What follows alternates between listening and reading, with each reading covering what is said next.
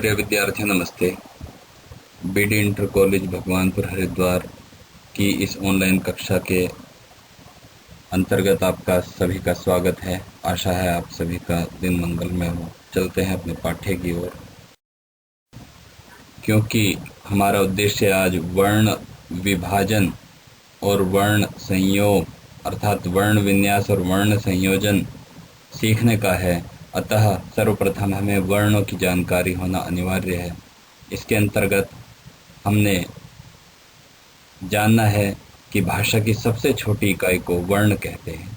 पाणिनि ने वर्णमाला को 14 सूत्रों में प्रस्तुत किया है। परंपरा के अनुसार महेश्वर ने अपने नृत्य की समाप्ति पर जो 14 बार डमरू बजाया था, उससे ये 14 ध्वनियाँ सूत्र रूप में उत्पन्न हुई। इसके लिए एक श्लोक भी आता है कि नृत्तावसाने नटराज राजो ननाद ढक्काम नव पंचवारम उद्धर्तु कामः सनकादि सिद्धिर सिद्धान एतद विमर्शे शिवसूत्र जालम। अर्थात नृत्य के अंत में उन्होंने अपने डमरू को बजाया। कितनी बार? नव पंचवारम, 9 और 5 बार, अर्थात 14 बार बजाया। उद्धर्तु कामः, ऐसे उद्धार करने की इच्छा रखने वाले सनक आदि ऋषि महर्षि जो हमारे प्राचीन प्रवक्ता हमको संज्ञान देने वाले विद्वान हुए हैं, उन सबके विमर्श से शिव सूत्र जालम, शिव के सूत्रों का जाल, एक सिस्टम, एक पद्धति यहाँ पर प्रदान की है।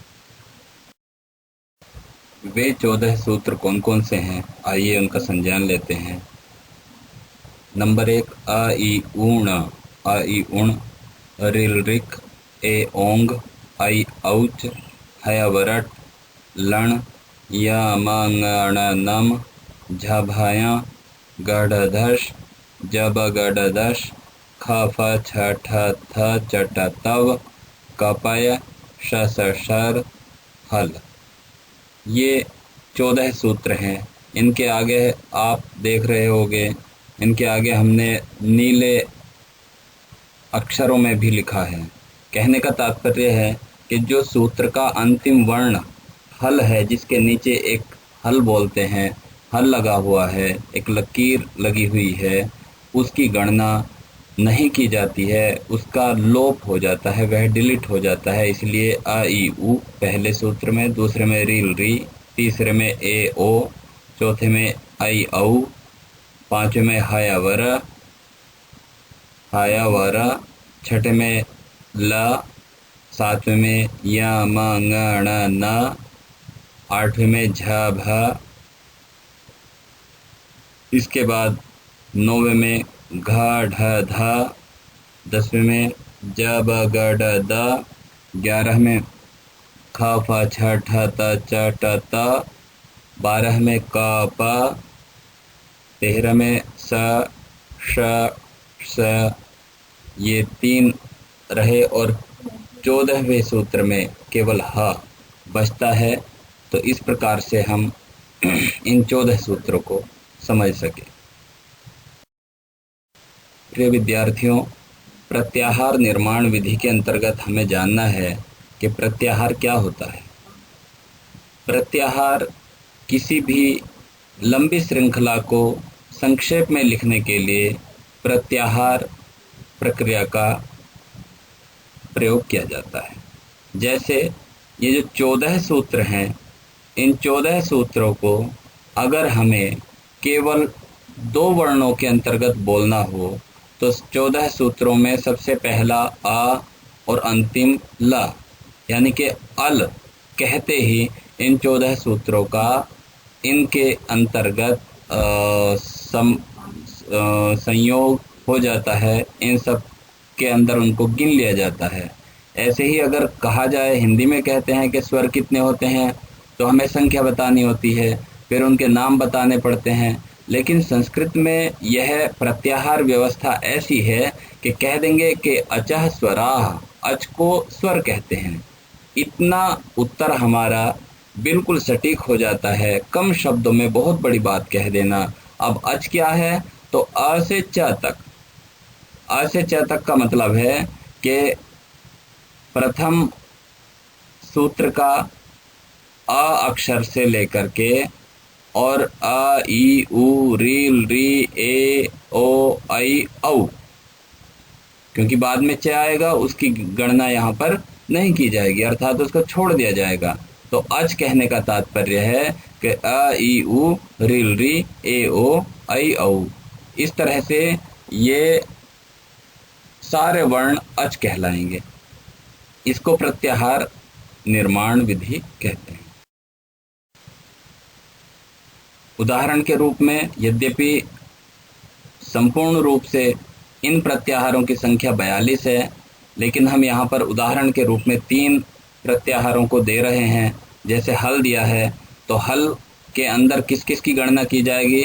तो 5वें सूत्र के प्रथम वर्ण हयावरट का ह से लेकर के और 14वें सूत्र का हल अंतिम वर्ण ल तक के मध्य जितने भी अक्षर हैं उन सबको गिना जाएगा, लेकिन जिनमें हलंत पहले से सूत्र में लगा हुआ है, हल लगा हुआ है, उनकी गणना नहीं की जाएगी। इस प्रकार से ह य व र ल य म ङ ण न झ भ घ ढ ध ज ब ग ड द ख फ छ ठ थ च ट त क प श श स ह, इनकी गणना की जाएगी। इसी तरह से एक प्रत्याहार दे दिया।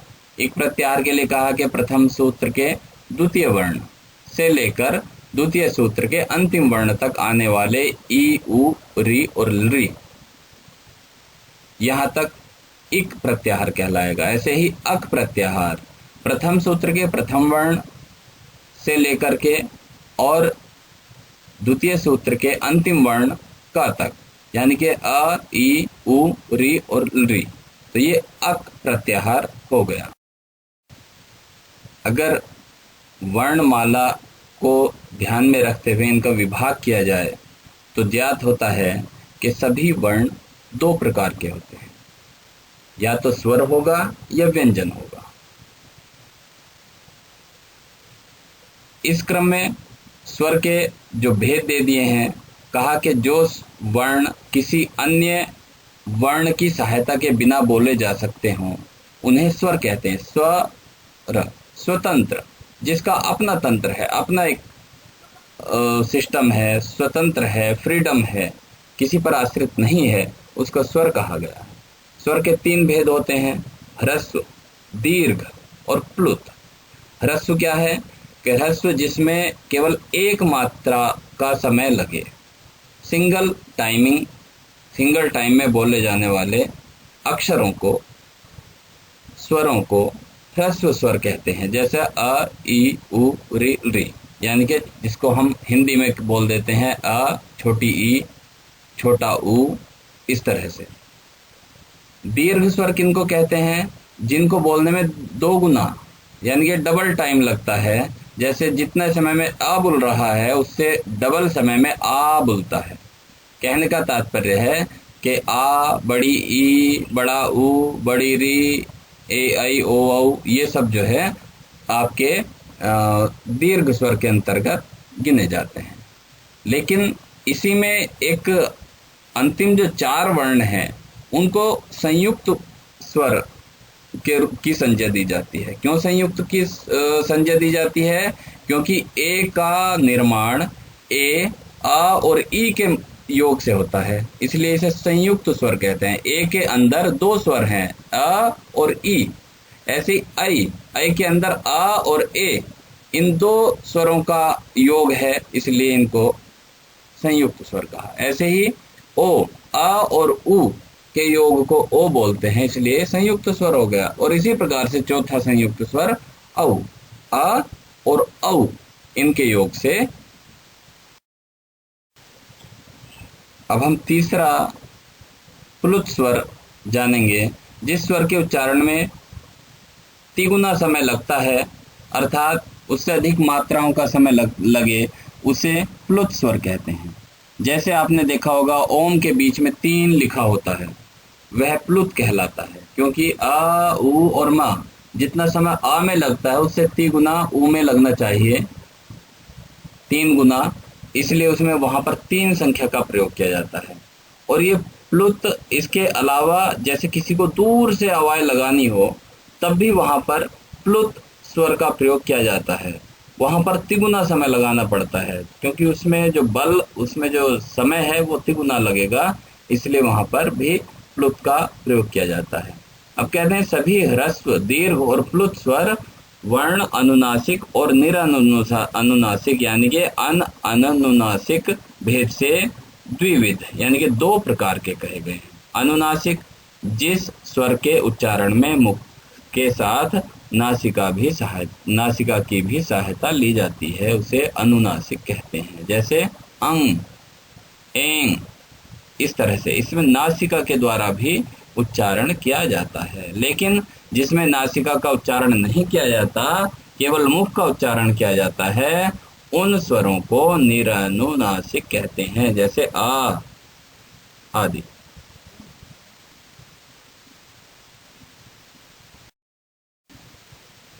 ये व्यंजन क्या है? संस्कृत में कहा कि हल, जिन अक्षरों में हल का प्रयोग किया जाता है उन सबको व्यंजन कहते हैं। अर्थात स्वर के लिए कहा है कि स्वर में हल का प्रयोग नहीं होता, लेकिन स्वर के अलावा जितने भी अक्षर होते हैं उन सबको हल के साथ प्रयोग किया जाता है। उनका अपना स्वरूप जो है वो हल के साथ है। जब उसमें कोई स्वर संयुक्त होता है तब हल हट जाता है और उस स्वर की मात्रा उसमें जुड़ जाती है। इस प्रकार से कहा है कि मुख्य रूप से 5 वर्गों को स्वर की गिनती में सर्वप्रथम गिना जाता है। कौन कौन से हैं 5 वर्ग? उसके लिए हमने एक सूत्र संस्कृत में दिया है, कु चु टू तु पु। 5 वर्ग, पु से का वर्ग, का, खा, गा, घा और ङ, ये का वर्ग कहे जाएंगे। इसी तरह चू माने चा वर्ग में आते हैं चा, छा, जा, झा और या। ऐसे ही नंबर 3 में तीसरा वर्ग है टा वर्ग, टू से टा वर्ग, टा, ठा, डा, ढा, ण, ये 5 वर्ग। ऐसे ही नंबर 4 में तू में ता, था, दा, धा, न, इनको ता वर्ग कहा गया। ऐसे ही 5 नंबर पर 5वीं संख्या है पू का मतलब पा, फा, बा और भा और मा, ये पा वर्ग के अंतर्गत आते हैं। तो व्याकरण संप्रदाय में इन 5 वर्गों को कु, चु, टू, तु, पु इस नाम से जाना जाता है। कहीं अगर कु आए तो कु का मतलब है क से ङ तक के सभी 5 वर्ण। ऐसे ही इनके अलावा आते हैं या, रा, ला, वा। इनकी जो संज्ञा है, इनका जो नाम है, इनको कहा गया अंतस्थ, अंत में स्थित रहने वाले वर्ण। लेकिन इनके भी बाद जो ऊष्म वर्णों को गिना जाता है, उस ऊष्म वर्ण में 4 संख्या है। उसमें श, श और स और ह, इन 4 वर्णों को ऊष्म वर्ण कहा जाता है।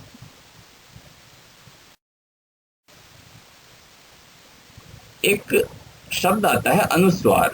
अनुस्वार को समझेंगे कि इसका उच्चारण नासिका मात्र से होता है। यह सर्वथा स्वर के बाद ही आता है। जैसे अहम में जो ऊपर बिंदी लगती है उसको स्वर यानी कि अनुस्वार बोलते हैं।